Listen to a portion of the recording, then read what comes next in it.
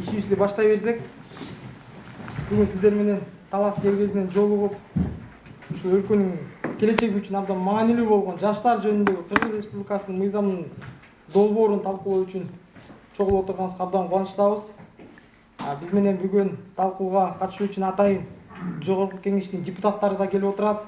Ошол парламенттик угуунун катышуучулары тарабынан мыйзам долбооруна абдан көп сын пикирлер айтылган. Себеп дегенде мыйзам абдан бош болуп калган, ичинде декларативдик гана нормалар кирип, конкреттүү бир механизмдер ишке ашыруунун жолдору камтылган деген пикирлер айтылып, ошонун негизинде ушу коомдук талкууларды өткөрүүнүн муктаждыгы бар экендиги аныкталды да.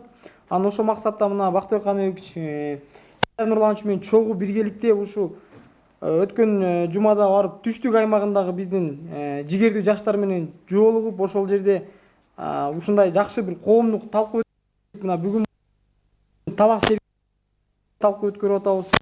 Мыйзам долбоору 14 берендиден турат. Өзүңүздөр билесиздер, буга чейин жаштар саясатынын негиздери деген мыйзам бар болуп келген. Ушу биздин тармакты жөнгө салган. Бүгүнкү күндө эгерде азыркы сунушталып жаткан мыйзам кабыл алынса, иштеп жаткан мыйзам жокко чыгат.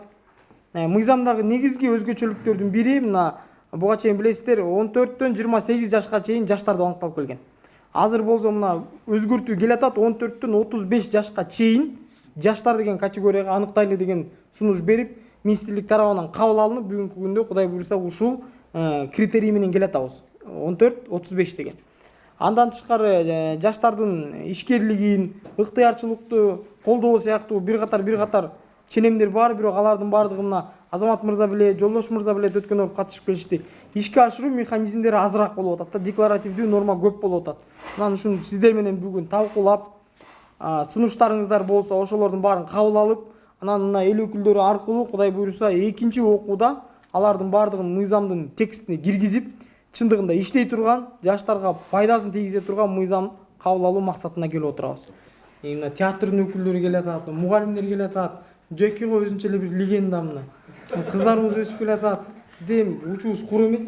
Болгондо Бактыбек Каныбекович айткандай жаштарды да активдүү тартып өзүбүзгө, катарыбызды көбөйтүп, жакшы жигердүү жаштар өссө абдан жакшы болмок.